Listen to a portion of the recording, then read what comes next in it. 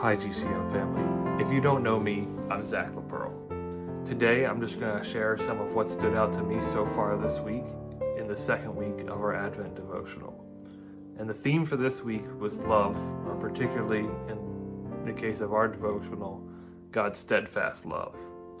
This term of steadfast love is something that really grabbed me, because I've heard steadfast love before. I felt like I had a good general understanding of it, but I've never really truly dug into what it means. So that's what I went ahead and did.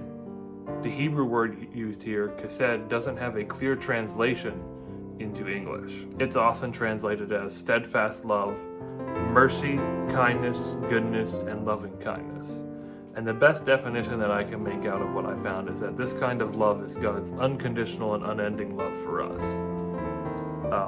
It's certainly a love that we don't deserve, but God chooses to give it to us anyways.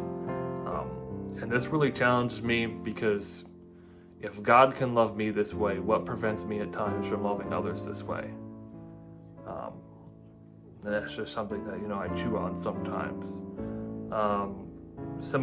Another thing that stood out to me was really the focus on exile between Monday and Wednesday. Exile certainly isn't what I think of first when I think of God's love. It would almost seem to indicate that I'd be far from God's love if I was in exile. But looking at it a little deeper, I think it's really perfect for the situation we're in. I mean, we're not fully exiled from God, obviously. The Holy Spirit lives in and among us, but we're still separated from God. We're not in creation as He intended for it to be, for us living and dwelling with Him. But I think that's part of the hope of the Advent season, because we're celebrating, the first coming of Christ, and that leads to hope for the second coming of Christ. But these are just some of my thoughts I've had on this for this week. I pray that you have a good week, and that we'll see you on Sunday.